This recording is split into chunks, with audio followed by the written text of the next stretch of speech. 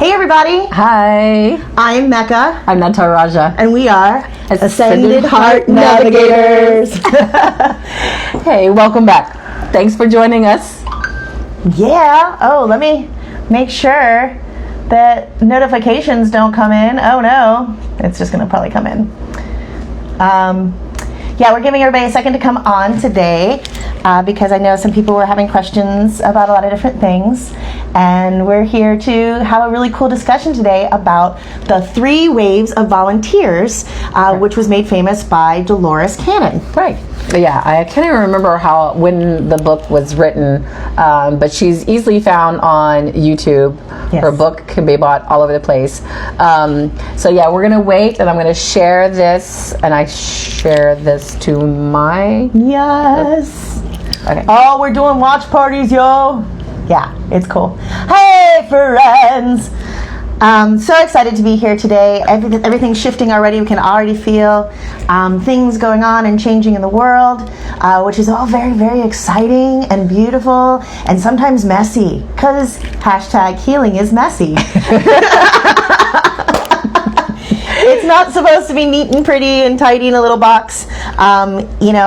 Sometimes it's very raw and angry and makes you feel like you're absolutely insane. And actually, that's a really good sign as per today's conversation. Because if you feel like you don't belong, if you're having trouble with your emotions and you felt like, maybe this earth, plane existence has been a little odd for you your whole life, this might make some sense to you.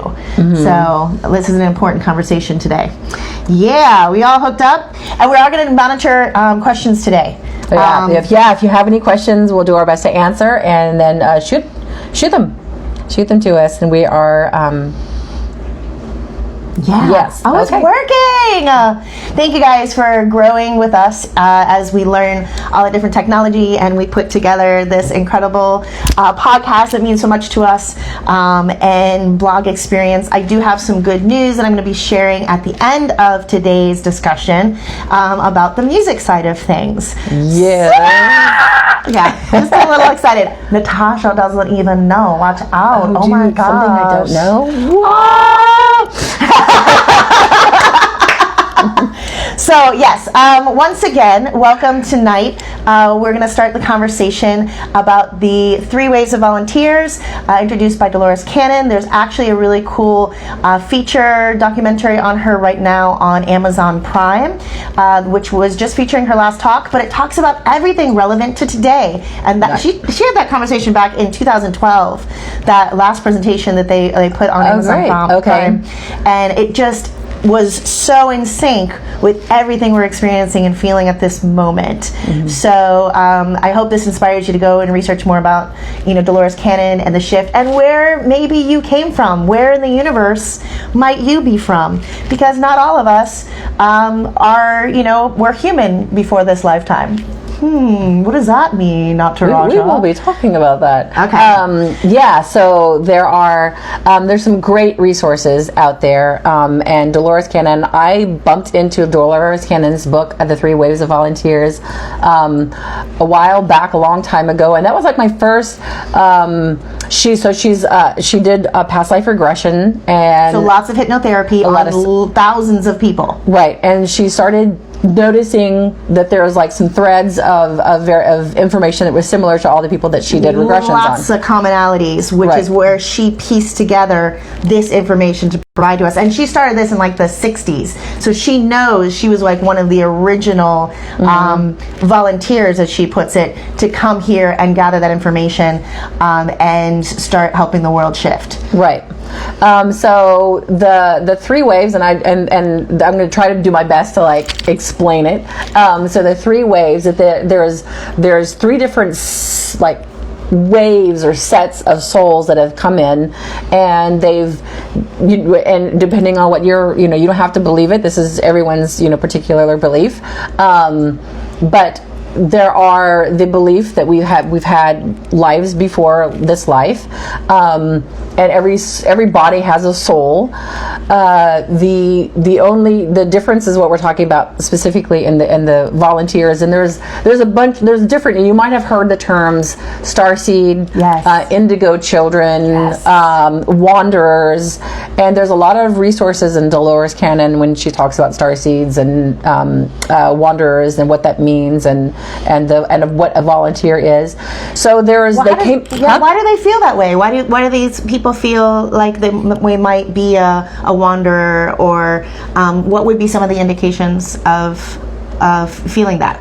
She's about to explain. I'm just asking, I'm setting it up so we know what we're talking about. But so there the three waves. So what are the three waves? Well, they're kind of came in age groups, and the first wave, I'm not exactly sure. They're probably going to be in their like their 50s or 60s, I think now, and then the second wave is going to be in their 30s, 40s, and then the third wave are the ones that are coming in, like the much younger ones, the littles, the youngers, but they're been pouring in, even since her book. There's been a rapid like integration of souls who are like, let's get the light workers in there. So the waves came in three different sections, and what happened, from what I understand, what happened is that the Earth has already been on the path of ascension for quite some time, and 2012 was one of the big pushes that started ascension. But actually the main push came like in the 80s, is where Earth was there's galactic helpers that are out there, depending on your belief system, and the galactic helpers are ushering in a change in the consciousness of humanity. So the waves of volunteers, the first wave, they would come in, they're going to be a little bit older. Some might be nearing a place of like, I don't know, like in the 60s, 70s. And then they're going to be the ones, from what I understood from Dolores Cannon's book, were like the pioneers. They were the ones. They were the first ones here. They really did feel super alienated because they were. They were from a very different place, and the volunteers are higher dimensional beings, and so these are higher dimensional souls that have come here on the planet to do a specific work, and that work is furthering the ascension or the moving of the consciousness of humanity from a 3D to a 5D, and Meka and I are going to be talking a lot about this. And so then there is a second wave that's going to be, I think that they'll probably be in their 40s, 50s, like I said, and from what I understand from the book is the second wave of volunteers that came in had a little bit easier of a time, slightly easier than the first group, because they were the first ones to come in. But the second group of volunteers were definitely felt different. They often felt like very alienated. There was a lot of like one of the things that are endemic of volunteers that come here. There's a lot of health issues, recurring health issues. What their charge is supposed to be that they're supposed to help humanity, but a lot of them really don't like being human and they don't like other people, so they tend to be like a little bit on the isolating side, or finding it really difficult to be in a human form. And what I've understood is that the second wave tends to not have children, because and one of the things of all the volunteers is they have this deep sadness and their confusion. They don't understand why humans will treat each other this way, or why life is like this. And so there's a lot of like depression and what is this? I don't belong in this. This doesn't feel good to me. Why are people like this? Why is there so much pain in humanity? And then there's the third wave that has come in. the third wave of volunteers, and all of the volunteers are here because they are higher vibrational beings, and they're here specifically to anchor in light. And what I mean by anchor in light and love is that the vibration of the earth needs to get to a certain level before it can actually do the push through ascension, and then push through the awakening process. And so that is what Dolores Cannon, and please look up. She's on YouTube. There's like what Meka said. There's a full story about Dolores Cannon and her work on Amazon. There's a lot of information. Her book is amazing. Lots of books too. Yeah, she's got a lot of books. We're talking about the third wave, or the 3 waves of volunteers right now, which is something that really brought all of this topic to light, which is cool because she's not a medium or channel herself. She did hypnotherapy on people and then started hearing the same stories from people in hypnosis. So it's not like they could conspire in their story, and across 1,000 people they would tell like their soul mission and why they're here. So this is coming from thousands and thousands of humans that she worked with. And the really cool thing is that there's this common story, but also gives us a little bit of relief, because I do know a lot of friends that are suffering with feeling out of place here, or being depressed. Why why depression is curable. So if you are feeling depressed, reach out to us, reach out to someone, because you shouldn't have to feel stuck there. But it is sometimes work. Healing can be messy, but one of the reasons maybe that we're presenting that you could be experiencing lots of anger and sadness here is because maybe you're here as a volunteer to be a light worker. And if any of these words sound strange, have conversations with us. We're here to talk about this, spiritual talk information, but we want it to be really accessible, and we want to hopefully make you feel like you fit in a little bit more on this planet when you maybe haven't felt that way your entire life.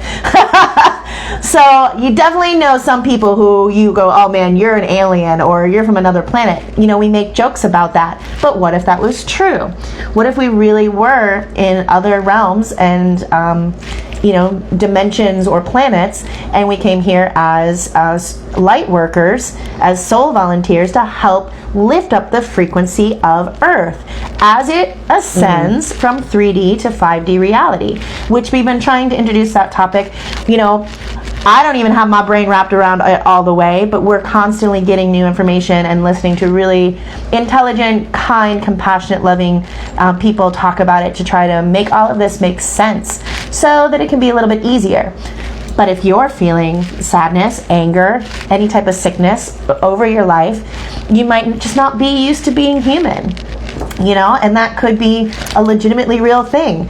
And it's okay. And, really understanding that maybe you're here to help the world become a better place. And maybe that's why you've been suffering a little bit. Maybe that would, ease off some of the sadness a little bit and help you make sense of why you feel out of place here and why it feels so dense and angry and heavy.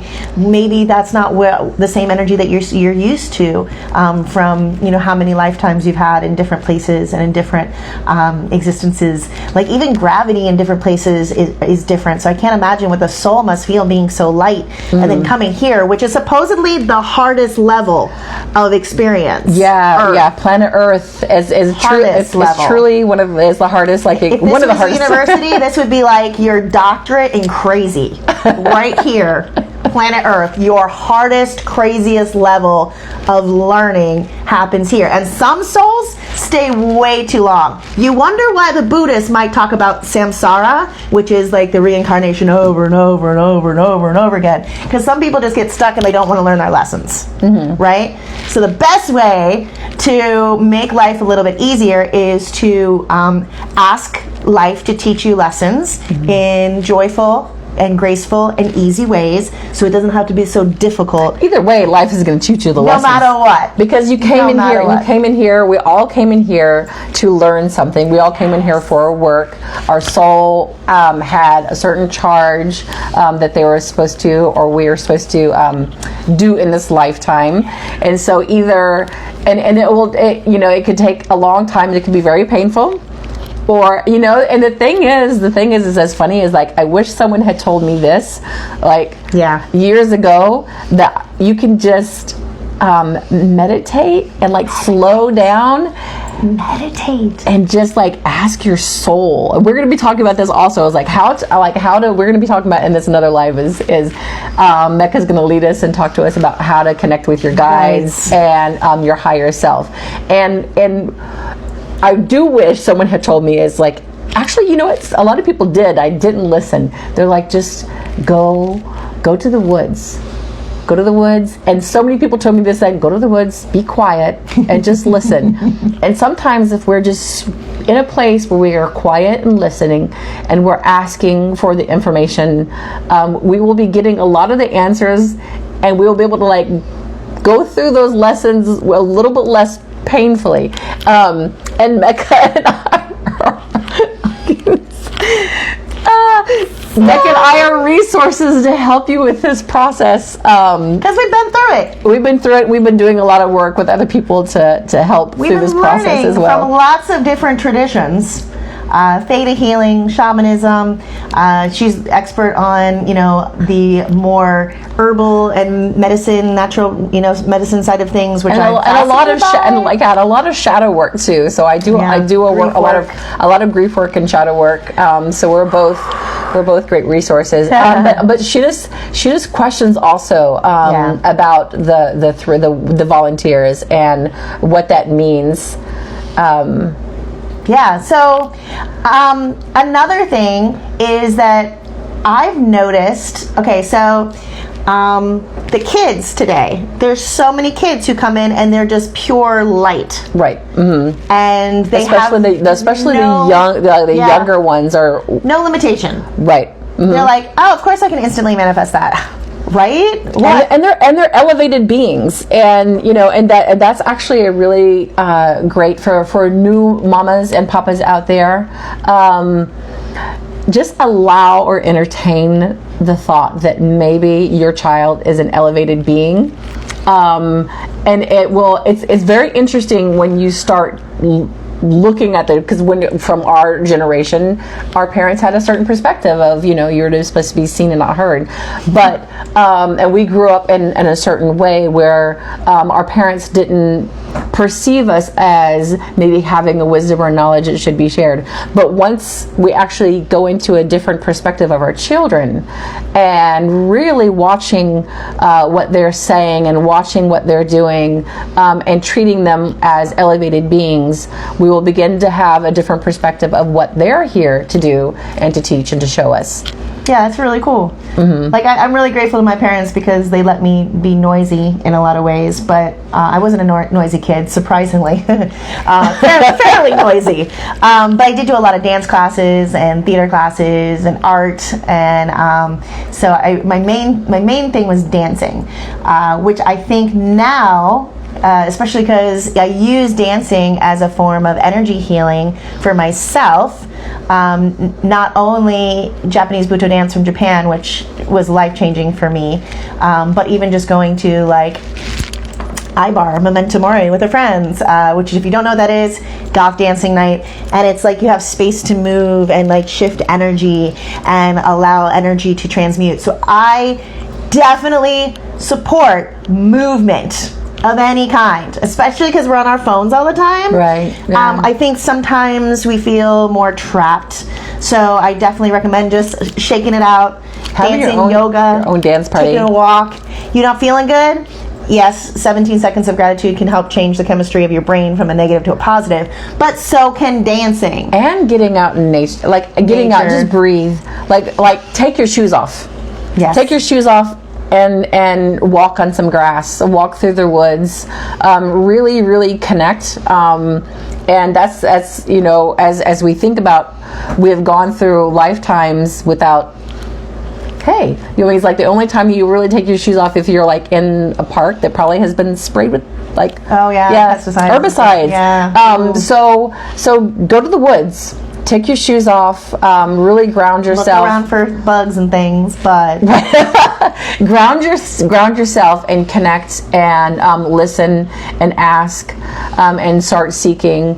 And this is actually it was a relief for me. I know it was a relief when I read Dolores Cannon's book. And another really good book is Many Lives, Many Masters. Oh, that's a good one. That's a good one. And he's also, and it's a little bit more scientific, a little bit more clinical even than Dolores Cannon. But that book is incredible, and it's basically, it's almost the same thing as like he's a hypnotherapist. This is past life regressions.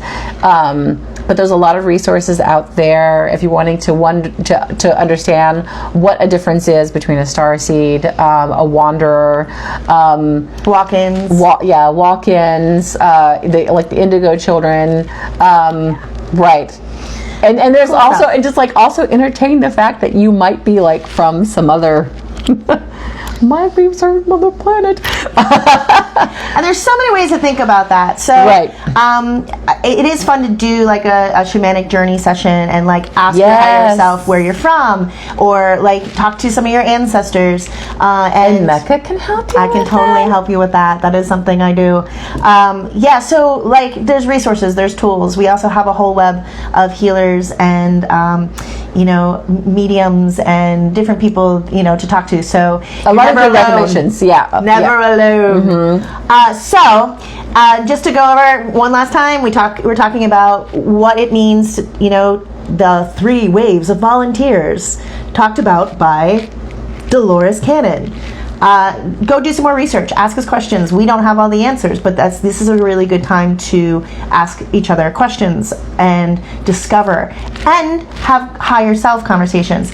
Every single spiritualist out there that is talking about even how to make abundance and money for yourself or to self-heal any ailment you have, they number one prescribed thing outside of modern medicine is meditation, and meditation is being integrated into modern medicine more and more and more, and energy work and clearing, and be like, where do I feel that blockage? Well, you can move it energetically, which is something that I do as a shaman, but you can also do it intellectually of like, I can identify that I have a belief system that makes me have that insecurity that prevents me from succeeding in some way, or I feel this and I feel this, I'm having this emotion and where I feel it in my body, and seeing emotion as energy also, and being able to move emotions energetically through our body. And there's a couple ways that we work with that. We work with that through theta healing. So understanding where the first time you experienced that belief and you integrated that belief